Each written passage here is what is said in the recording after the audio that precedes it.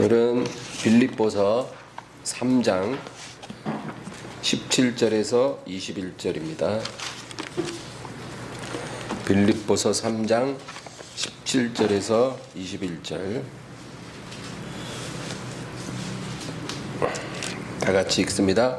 형제들아, 너희는 함께 나를 본받으라. 그리고 우리가 우리를 본받은 것처럼 그와 같이 행하는 자들을 눈여겨보라. 내가 여러 번 너희에게 말하였거니와 이제도 눈물을 흘리며 말하노니 여러 사람이 그리스도의 십자가의 원수로 행하느니라. 그들의 마침은 멸망이요 그들의 신은 패요 그 영광은 그들의 부끄러움에 있고 땅의 일을 생각하는 자라. 그러나 우리의 시민권은 하늘에 있는지라. 거기서부터 구원하는 자 곧 주 예수 그리스도를 기다리노니 그는 만물을 자기에게 복종하게 하실 수 있는 자의 역사로 우리의 낮은 몸을 자기 영광의 몸의 형체와 같이 변하게 하시리라. 아멘. 기독교를 여러 종교들 중에 하나로 보는 것 자체가 하나님께 대한 굉장한 모독입니다. 왜냐하면 하나님은 유일하신 하나님이시기 때문에 다른 신은 없어요. 그는 마귀가 만들어낸 그냥 여러 가지 캐릭터에 불과한 것이지 그 배후에는 하나님을 대적하는 마귀가 있을 뿐입니다. 그러나 그 마귀도 한시적으로 권세를 받은 것이지 하나님의 피조물에 불과한 존재인 것입니다. 그러므로 신은 오직 한 분 하나님밖에 없기 때문에 우리가 이 세상에서는 기독교라고 말하지만 그것은 일반 종교들과는 다른 것입니다. 그래서 이 다원주의라는 것은 하나님을 여러 신들 중에 하나로 보는 것입니다. 그 다원주의야말로 하나님의 진노를 일으키는 큰 죄인 것입니다. 그래서 이스라엘이 심판받은 것이 바로 이 다원주의, 혼합신앙 그것 때문입니다. 그래서 이스라엘은 하나님 앞에 진노를 당한 것입니다. 우리는 이 하나님을 믿는 신앙이 왜 다른 종교들과 다른지를 알아야 합니다. 물론 하나님은 한 분 하나님이시고 천지 만물 모든 것을 주관하시고 다스리시는 하나님이지만 그거 말고 우리가 믿는 이 신앙이 기독교가 다른 종교와 어떤 면에서 다른지를 우리도 좀 알아야 되는 거예요. 오늘 저는 죄에 대한 관점, 이 한 가지 기준을 놓고 기독교와 다른 종교들이 얼마나 다른가를 말하고 싶은 거예요. 죄에 대한 관점. 여러분, 기독교처럼 죄에 대해서 민감하고 심각하게 다루는 종교는 없습니다. 그것이 기독교의 특징이에요. 죄라는 것은 성경을 관통하는 아주 중요한 핵심 주제입니다. 이 죄가 너무너무 심각한 문제가 되기 때문에 우리에게는 속죄가 필요하고 하나님의 구원이 필요한 거예요. 죄가 심각하지 않았으면 속죄가 왜 필요하고 왜 구원이 필요했겠어요? 죄가 너무 심각하니까 하나님이 구원을 주시는 것이고 그 구원을 이루시는 분이 하나님의 아들 예수 그리스도라는 거죠. 그래서 이 죄라는 주제는 너무너무 중요한 것입니다. 창세기 3장, 성경의 첫 번째 책 3장에는 이 죄가 들어와서 인류가 얻게 된 모든 고통의 원인이 되었고 그것이 죽음을 가져왔다고 분명하게 말하는 것입니다. 우리의 삶의 모든 고통은 우연히 일어난 게 아니라 죄로부터 시작된 거예요. 우리가 죽는 것도 죄 때문에 죽는 것입니다. 구약 성경은 바로 율법에 대한 책이죠. 율법이라는 것은 제사법, 도덕법, 정결법, 이 세 가지로 나누어 볼 수가 있는데, 제사법이든 도덕법이든 정결법이든 간에 다 죄와 관련된 법이에요. 그게 어떻게 하면 죄를 씻을 수 있는가, 어떻게 하면 죄를 깨닫고 멀리할 수 있는가, 그거를 얘기하는 게 바로 이 율법이라는 거죠. 그런데 구약이 우리에게 말해주는 결론은 이 율법으로는 죄의 문제를 해결할 수 없다라는 거예요. 이 죄가 얼마나 크고 심각한지는 우리가 알지만 그 문제를 해결할 수가 없다라는 거, 그게 율법이 우리에게 말해주는 결론이에요. 너희는 너희 스스로는 이 문제를 해결할 수 없다는 거죠. 그래서 하나님이 너희를 위해 예비한 특별한 은혜가 없이는 너희는 구원을 받을 수 없다라는 거예요. 그 얘기를 이제 구약 성경이 하는 거예요. 그리고 그 특별한 은혜가 하늘로부터 내려올 것이다. 그것이 시편이나 모세오경이나 선지서들의 여러 부분에 예언이 되어 있는 거죠. 그거를 이스라엘 사람들은 메시아라고 말을 했어요. 메시아라는 말은 히브리어로 기름 부음을 받은 자라는 뜻이고, 그것이 헬라어로 그리스도라고 말하는 거예요. 메시아는 히브리어고 그리스도는 헬라어지만 같은 말이에요. 그것이 구약 성경에 예언된 하나님의 특별한 은혜예요. 그래서 이스라엘 사람들은 그 메시아가 오기를 간절히 기다리고 있었다는 거죠. 신약 성경에 와서 이제 하나님이 주시는 특별한 은혜가 드러났어요. 감추어졌던 것이 드러났어요. 그게 뭐예요? 나사렛 예수. 이 이름이 바로 하나님이 우리를 위해 준비한 특별한 은혜라는 거예요. 그래서 이 이름을 믿고 그 피를 믿고 그의 영을 받으면 우리가 산다는 거예요. 그게 신약이 말하는 내용이에요. 구약 성경은 너희 스스로는 안 돼, 그걸 말해주고, 그래서 하나님이 너희들을 위해 준비한 은혜가 바로 이것이다 라고 말해주는 책이 신약이에요. 그 이름을 믿고 그 피를 믿고 그 영을 받으라. 그것이 너희가 살 길이다, 그 얘기죠. 그래서 성경은 죄에 대한 이야기입니다. 인간의 힘으로는 이 문제가 해결이 안 된다는 거죠.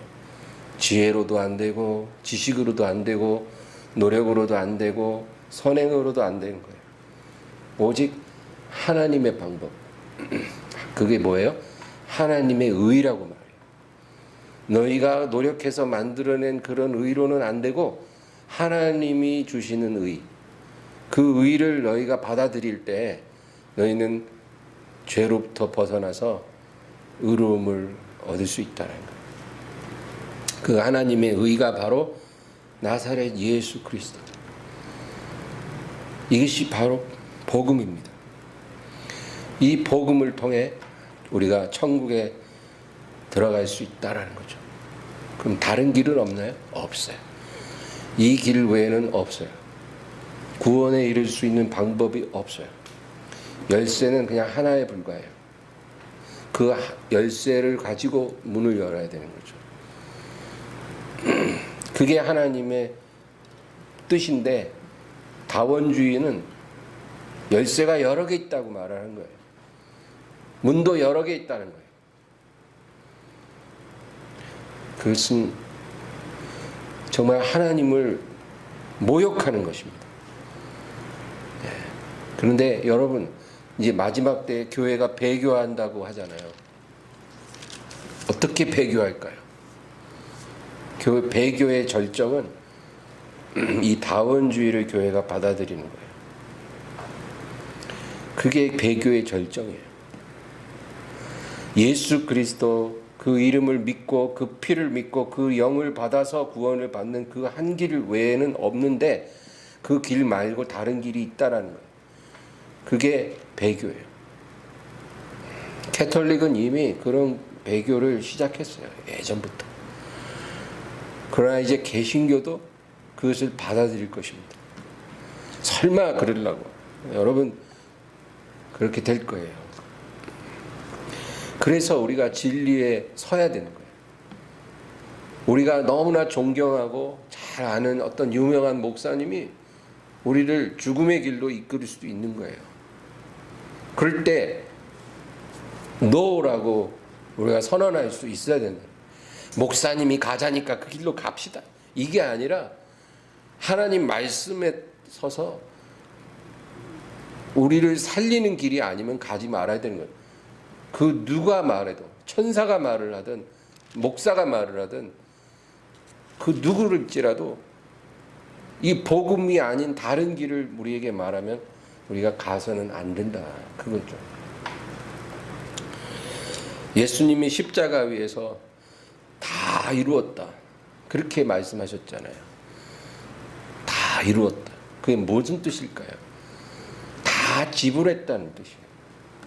다 갚았다는.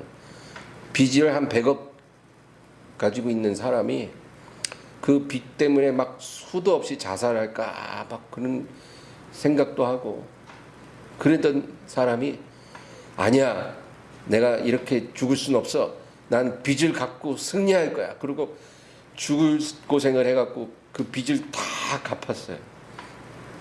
그러고 나서 다 갚았다. 그와 같은 거예요.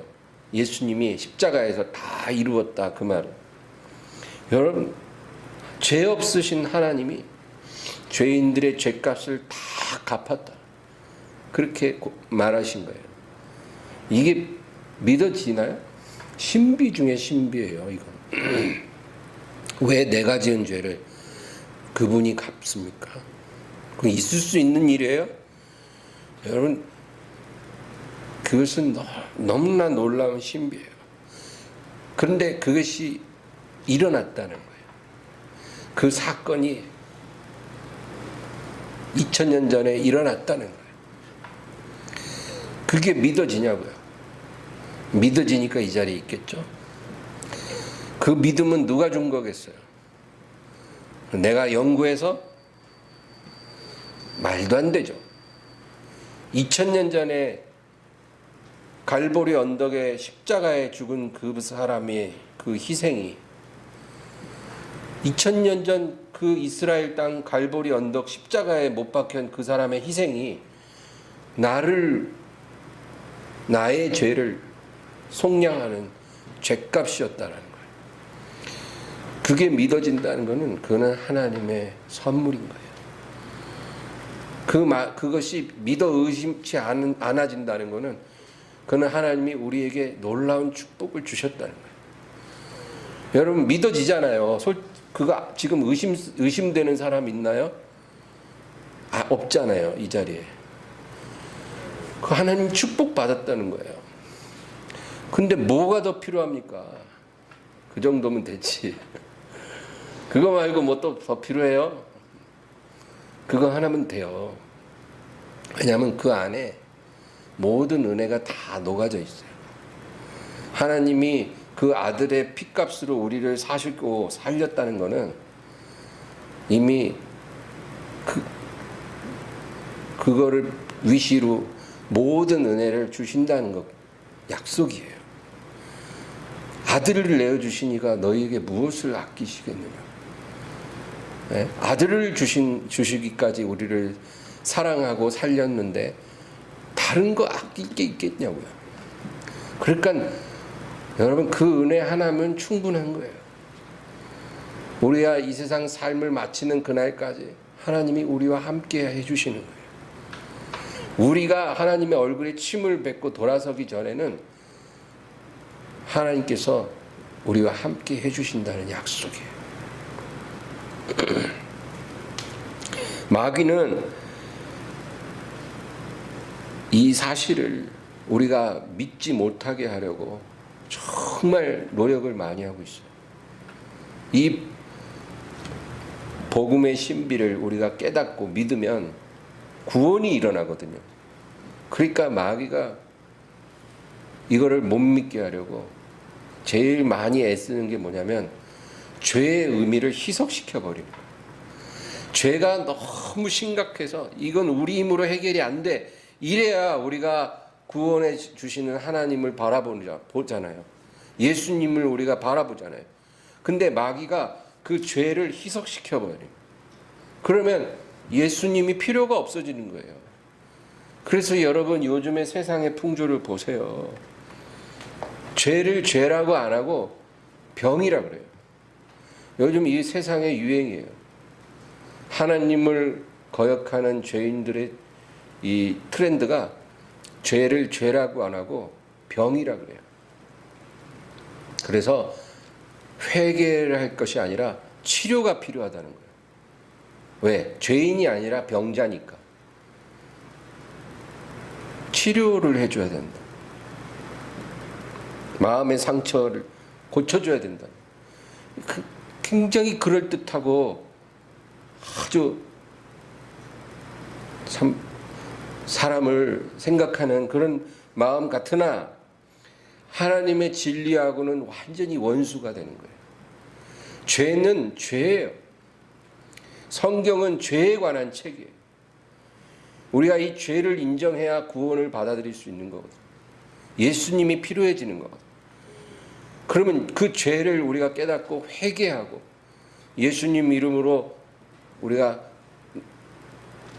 그 앞에 나아가야 되는 건데 죄를 죄라고 안 하고 회개할 필요가 없고 고침을 받아야 된다 그렇게 말을 합니다.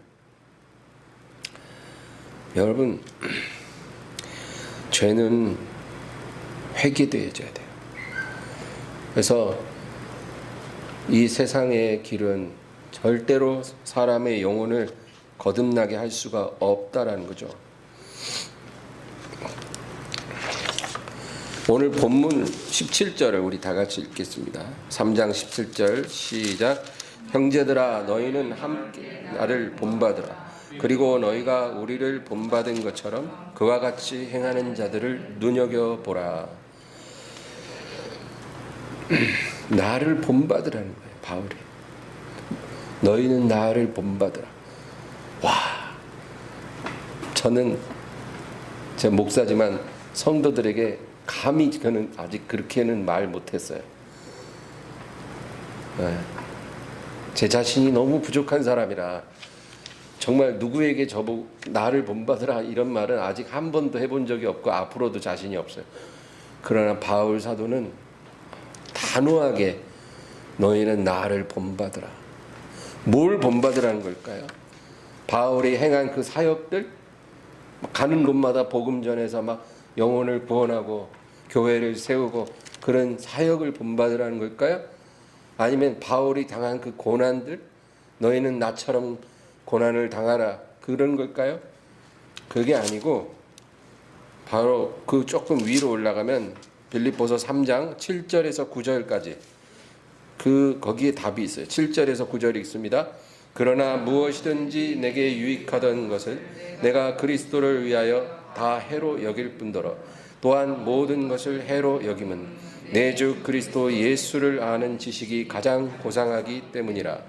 내가 그를 위하여 모든 것을 잃어버리고 배설물로 여김은 그리스도를 얻고 그 안에서 발견되려 함이니 내가 가진 의는 율법에서 난 것이 아니요 오직 그리스도를 믿음으로 말미암은 것이니 곧 믿음으로 하나님께로부터 난 의라. 이 말이 뭘까요? 나는 나를 통해 내 안에 계신 그리스도를 드러내기 위해서 이전에 나에게 있었던 모든 것들을 버리노라. 내 안에 계신 그리스도가 나를 통해 온전히 나타나지기 위해서 내가 가지고 있었던 모든 것들, 나에게 유익하던 것들, 내가 자랑하던 것들, 내가 기뻐하던 것들, 그런 것들을 다 해로운 것으로 여기고 배설물처럼 버리노라. 그 고백을 하는데 바로 너희는 바로 이런 나의 믿음을 본받으라. 너희도 그와 같이 하라는 거예요. 너희 안에 그리스도를 온전히 드러내기 위해서 너희가 갖고 있던 모든 것, 자랑했던 것, 좋아했던 것, 너희를 유익하게 했던 것, 너희를 존귀하게 해주던 것들, 그런 것들을 해롭게 여기고 배설물처럼 버리라는 거예요. 이게 쉬운 건 아니잖아요. 그걸 본받으라는 거예요. 여러분, 우리는 예수님을 믿고 예수님을 통해서 뭔가를 자꾸 얻으려고 해요. 이제 제가 예수님을 잘 믿고 따를 테니까 저를 성공시켜 주세요. 저를 좀 부자가 되게 해주세요. 제가 좀 더 행복해지게 해주세요. 제가 이제 예수님 믿기로 했으니까 이제 그 이름으로 내게 좀 내가 갖고 있지 않던 것들을 허락해 주세요. 우리는 그런 식으로 주님 앞에 나아간다는 거예요. 그런데 오늘 바울은 뭐라 그러냐면 너희가 예수 그리스도를 얻었으면 이제 더 이상 다른 것이 필요치 않다는 거예요. 예수 그리스도를 하나님이 주셨는데 뭐가 더 필요하니? 뭐가 더 부족하니? 충분하다는 거예요. 그거 하나면. 그리고 이제 내가 예수 그리스도를 얻었기 때문에 나를 통해 그분을 드러내기 위해 내가 살아야 되는데, 그러기 위해서 내가 예전에 가졌던 것들, 내가 갖고 있었던 그것들은 내게 해롭다는 거예요. 예수님을 드러내는데 방해가 된다는 거예요. 그래서 나는 그런 것들을 배설물처럼 버린다는 거예요. 너희도 내 믿음을 본받으라. 여러분, 이게 사도와 선지자들이 가졌던 믿음이에요. 하나님 한 분으로 충분하다는 거예요. 하나님을 이용해서 뭘 더 갖고 더 얻고 이런 게 아니었다는 거예요. 필요치 않은 거예요. 그런 거는 나에게 이제 더 이상 어떤 의미를 가질 수가 없는 거예요. 하나님을 얻었기 때문에, 주 예수를 내가 가졌기 때문에 다른 거는 더 이상 필요치 않고 의미가 없어. 그런다고 해서 하나님이 우리를 헐벗게 하시겠어요? 우리를 배고프게 하시겠어요? 아니거든요. 풍성하게 주시거든요. 오늘 제가 중복날 삼계탕 먹을 줄은 정말 몰랐어요. 그런데 하나님께서 우리 권사님 통해 저에게 그렇게 맛있는 삼계탕 처음 먹었어요. 내가 삼계탕 먹으면서 밥까지 말아 먹은 적은 아마 53년 동안 처음이었던 것 같아요. 한 번도 밥을 추가로 말아서 먹은 적이 없었거든요. 오늘 밥까지 말아서 먹고, 누가 그걸 예상했냐고요. 내가 하나님 앞에 구한 것도 아닌데 중복날 너무 더우니까 지치지 말라고 이렇게 하나님께서 주시잖아요. 여러분, 하나님은 뭘 구해야 주고 안 구하면 안 주고 이런 분이 아니에요. 부모도 자식한테 그렇게 안 하는데 어떻게 아들을 주신 하나님이 우리한테 그렇게 인색하시겠냐고요. 구하지 않아도 사랑스러우면 막 주셔요. 그러니까 우리는 예수 이름으로 뭘 더 받고 이런 건지 생각을 하지 말아야 돼요. 주님, 제가 주님을 얻었는데 뭐가 더 필요하겠어요? 주님이면 족하고 넘칩니다. 내 잔이 흘러 넘쳐요. 제가 구하는 거는 내 마음이 변질돼서 주님으로부터 떠나지 않게 해주세요. 이렇게 기도하면 여러분,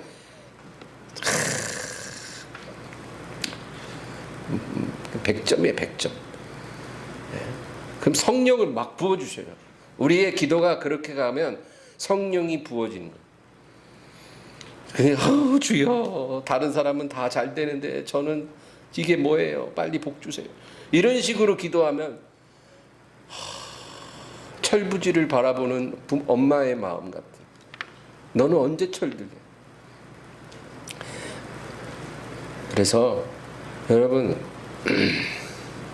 오늘 우리가 바울처럼 내가 주님을 드러내기 위해서 내게 유익하던 것들을 다 내려놓기를 원합니다. 이런 고백을 할 수 있는 그런 성도가 되기를 주 이름으로 축원합니다. 그 다음 18절 읽겠습니다. 내가 여러 번 너희에게 말하였거니와 이제도 눈물을 흘리며 말하노니 여러 사람들이 그리스도의 십자가의 원수로 행하느니라. 많은 사람이 그리스도의 십자가의 원수로 행한다. 바울이 눈물을 흘리는 거예요. 여러분, 이 사람들은 교회 밖에서 그리스도를 조롱하는 사람들이 아니에요. 뭐 교회에서 확진자가 나왔다 그러면 막 인터넷 기사 뜨면 그 댓글 보면 막 뭐 기독교, 개독교 뭐 엄청나게 욕하잖아요. 교회 밖에서 그리스도를 조롱하는 사람들을 얘기하는 게 아니에요. 교회 밖에서 그리스도를 조롱하고 그리스도인들을 미워하는 사람들은 2000년 전부터 지금까지 늘 세상 속에 가득해요. 그런 사람들이 아니라 교회 안에서 지도자 행세하고 어른으로 행세하는 자들 중에 예수의 이름을 이용해서 이 세상에서 우리가 버려야 될 것들을 취하려고 하는 자들이 있다는 거예요. 우리가 예수님 한 분이면 충분하니까 그분을 위해서 내가 모든 것을 해로 여기고 배설물로 여기노라, 이 바울의 고백을 따라가는 믿음이 아니라 오히려 예수 이름을 이용해서 성공하려고 하고 권력과 명예를 추구하고 재물을 추구하는 그런 사람들이 교회 안에 있다라는 거예요. 버리는 자가 아니라 탐욕스럽게 구하는 자들이 있다는 거예요. 그런 사람들이 바로 십자가의 원수예요.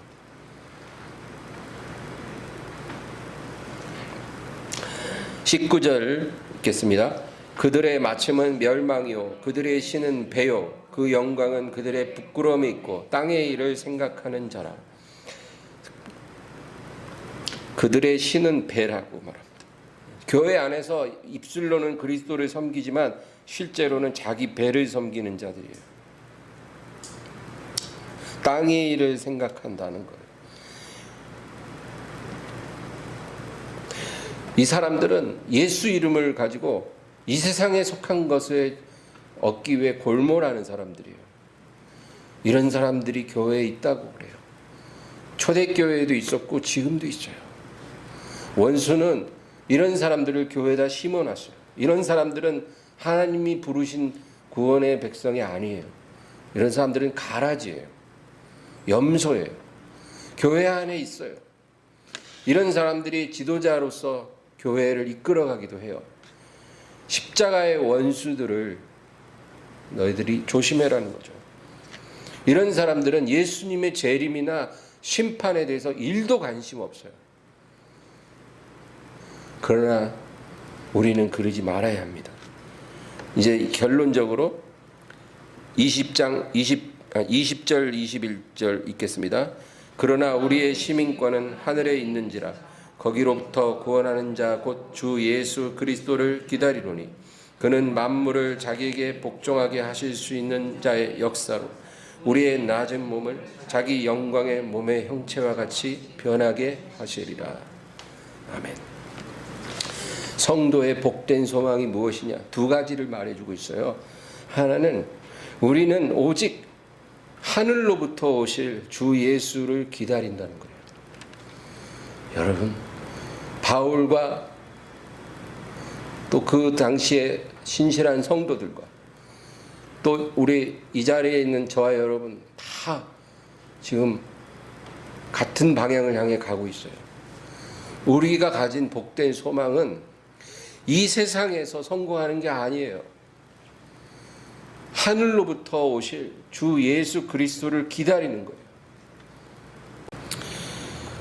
여러분, 요즘에는 하늘이 너무 이쁘더라고요. 구름도 너무 이뻐요.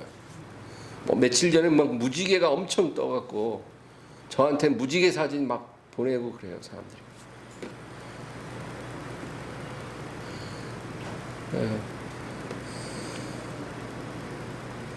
그래서 아까도 저 안미희 집사님이 저한테 자기가 지하철을 타고 가는데 무지개가 자기를 따라오더래요.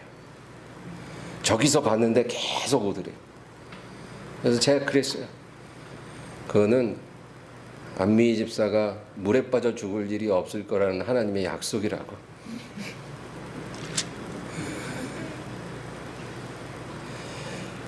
여러분, 참 하늘이 이쁘잖아요. 하늘 자주 보세요. 하늘을 바라보세요. 하루에도 몇 번씩. 그리고 그 구름을 타고 오실 예수님을 기다리세요. 예수님 구름을 타고 또 우리를 부르러 오실 거예요. 우리는 하늘로부터 오실 예수를 기다리는 성도지, 이 세상의 재물이나 그런 행복을 갈망하는 그런 사람이 되어서는 안 된다는 거예요. 우리의 행복은 그리스도 안에 감추어져 있어요. 그 안에 진정한 생명이 있고 행복이 있는 거지, 그 바깥에서 우리가 그런 거를 얻을 수 없어요. 그러므로 우리가 예수님의 안에 있는 그 행복만 쏙 빼는 그런 사람이 아니라 예수님을 기다리는 사람이 되면 예수님이 우리에게 주실 모든 영광과 부여와 생명과 행복이 우리에게 오는 건 당연한 거예요. 그러므로 참된 성도는 하늘로부터 오실 예수를 기다리기 바랍니다. 또 하나는 우리의 불완전하고 연약한 몸을 순식간에 영광의 몸의 형체로 변화시킬 거라고 오늘 말씀하고 있는 거예요. 그는 만물을 자기에게 복종하게 하실 수 있는 자의 역사로 우리의 낮은 몸을 자기 영광의 몸의 형체와 같이 변하게 하시리라. 예수님이 하늘로부터 오실 때 우리들은 예수님을 영접하러 들려질 거예요. 그때 우리 이 몸이 변화받는다는 거예요. 할렐루야. 여러분, 정말 그렇잖아요. 우리가 이 세상 살면서 완벽한 몸으로 살면 좋겠지만 그거는 하나님이 허락하지 않아요. 우리 몸은 아침에 일어날 때 천근만근 무겁고, 그리고 뼈마디 관절 늘 아프고, 그리고 금방 피곤해지고, 눈도 흐릿하고, 귀도 잘 안 들리고, 이도 약하고, 금방 우리 몸은 그렇게 부서져요. 그런데 이 몸을 주님께서 변화시켜 주신다는 거예요. 가장 아름다운 영광의 몸의 형체로 우리를 변화시키리라. 여러분, 우리가 기다리는 소망이 바로 이거예요. 우리는 이 일이 어쩌면 우리 시대에 일어날 수 있다는 것을 여러분 기억해야 돼요. 정말 2000년 동안 성도들이 소망하던 이 일이 우리 시대에 일어날 수 있어요. 그러므로 각자의 자리에서 충성스럽게 살되 항상 하늘로부터 오실 주님을 바라보시기 바라요. 그리고 우리 몸이 영광의 형체로 변화될 것을 여러분 소망하시길 바랍니다. 누가복음 21장에는 예수님이 경고를 해요. 너희가 생활의 염려나 방탕한 즐거움으로 인해 마음이 둔해져서 그날이 덫과 같이 너에게 임하지 않도록 깨어 기도하라. 생활의 염려, 어떻게 먹고 살지, 그리고 막 방탕한 즐거움 우리가 빠져가지고 우리 마음이 둔해지면 그날이 덫과 같이 임하는 거예요. 그러면 우리는 주님 앞에 부름을 못 받는다는 거예요. 하나님의 자녀가 부름을 못 받아요. 이것처럼 처참한 일이 어디 있겠어요. 그러므로 깨어 기도하라. 할렐루야. 이 더운 복더위에도 이렇게 기도하는 저와 여러분은 정말로 축복을 받은 줄로 믿습니다. 오늘 이 믿음으로 하나님 앞에 우리 간절히 기도하겠습니다. 주여.